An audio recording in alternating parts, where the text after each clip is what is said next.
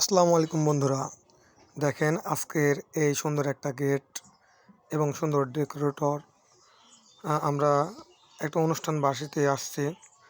চারিদিকের সুন্দর সুন্দর প্রকৃতিতে এই সুন্দর অ্যারেঞ্জমেন্ট, এই সুন্দর ইভেন্ট ম্যানেজমেন্ট, ডেকোরেটর সুন্দর প্যান্ডেলের দেখে খুব মুগ্ধ হলাম।